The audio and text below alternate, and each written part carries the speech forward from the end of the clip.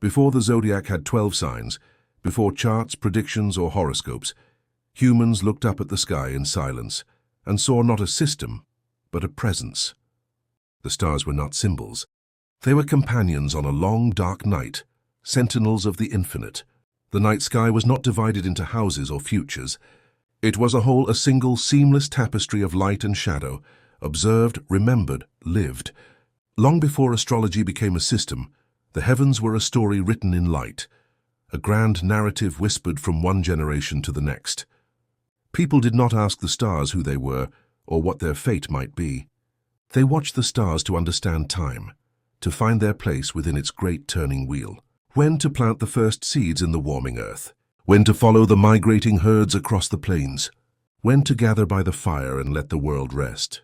The sky was a rhythm, a pulse beat for the earth, not a message to be deciphered for personal gain. Over countless nights, patterns slowly emerged from the chaos. Familiar clusters of stars rose and fell like old friends. The seasons returned, announced by their celestial heralds. Meaning was born from this patient repetition, from the deep comfort of cosmic reliability, not from the fleeting anxiety of prediction. Great circles of stone were raised, their massive forms aligned to the sun's journey, silent witnesses to the solstices and equinoxes. In the deep dark of caves, ochre and charcoal gave form to the herds they hunted, and perhaps to the star herds that wheeled overhead in the world above the world. The moon, with her waxing and waning, was the first great clock, her phases counting out the seasons of birth, growth, and decay. Stories were told not of personality traits, but of cosmic dramas, of great hunts across the celestial plains, of gods and monsters locked in eternal struggle, their forms traced in the glittering expanse. The sky was a shared memory, a cultural map that guided not only the body but the spirit. It taught of cycles, of inevitable endings and hopeful beginnings, of the profound truth that everything is connected. This was the sky before it was organized, before it was simplified for easy consumption, before it was carved up and sold back to us, before it became 12.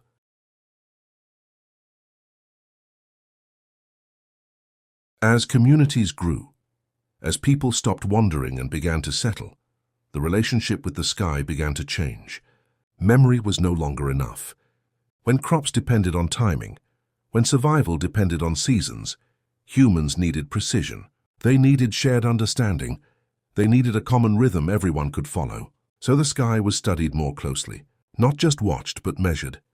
The sun's path was traced across the year. Its rising points shifted slowly along the horizon. Its height changed with the seasons. Patterns emerged, cycles repeated, and from these repetitions, structure was born. The year was divided, months were named. Time was organized. 12 sections formed along the sun's journey, not because the sky insisted on 12, but because 12 worked. It fit neatly into the year. It balanced evenly, it could be taught. The heavens were transformed into a system, a circle, a wheel that could turn endlessly, returning to the same place year after year. This brought clarity. It allowed civilizations to grow, to coordinate, to plan. But the sky was no longer approached with the same openness. What had once been fluid became fixed. What had once been observed became assigned. The zodiac was not wrong, it was practical. But practicality has a cost.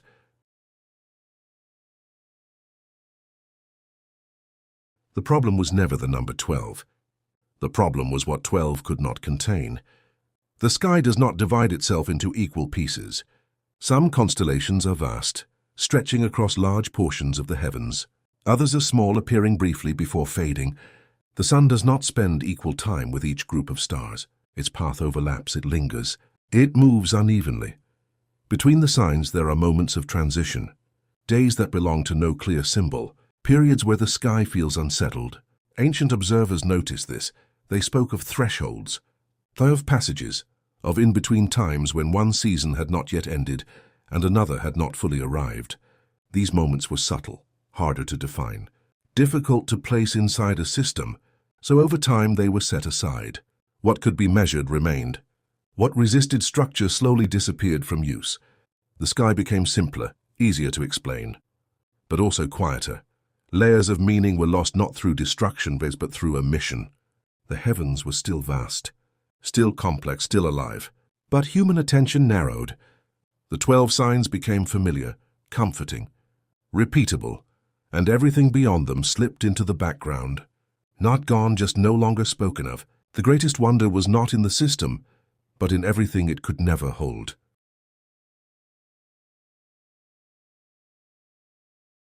In organizing the heavens, humanity gained clarity. We gained calendars, names, systems. We learned how to divide the sky into something we could remember, something we could teach, something we could control. But something else was lost. Not suddenly, not deliberately, quietly. The patience to watch night after night, the intimacy of repetition, the slow familiarity that comes from seeing the same stars return again and again. We learned to read the sky, but forgot how to sit beneath it, to look without asking questions, to observe without seeking answers, to notice small changes that only appear over time. Ancient people understood that the sky did not hurry, that it revealed itself only to those willing to wait. Meaning was not immediate. It arrived slowly, through seasons, through years, through generations. When the heavens became organized, observation became secondary. The living sky became a reference, a chart, a tool. Yet the sky itself never agreed to this change. The stars did not become symbols.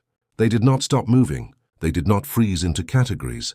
They continued their quiet journey, unaware of names, unaware of systems. Still, the ancient sky remains. Above cities, above deserts, above oceans, unchanged by human interpretation, the stars rise as they always have. They cross the night as they always will. They disappear at dawn without explanation. Perhaps the hidden wisdom was never lost. Perhaps it was never hidden.